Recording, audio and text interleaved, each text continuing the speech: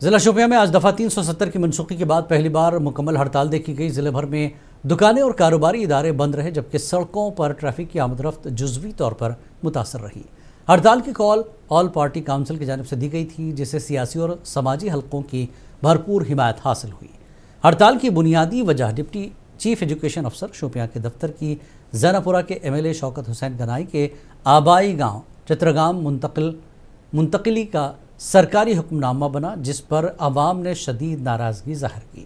مقامی لوگوں نے الزام لگایا کہ دفتر کی منتقلی سیاسی بنیادوں پر کی گئی، جو شوپیاں کے عوام کے ساتھ ناانصافی ہے۔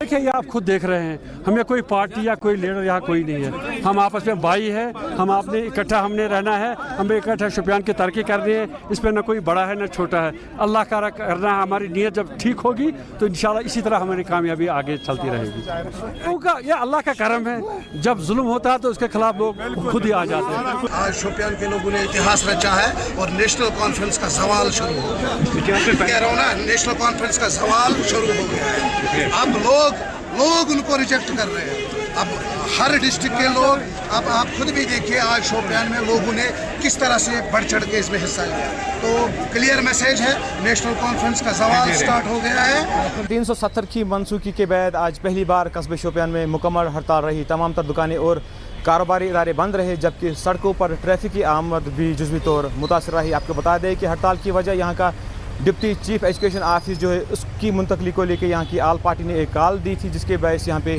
مکمل ہڑتال کی گئی۔ شاہد ٹاک، منصف TV، شوپیان۔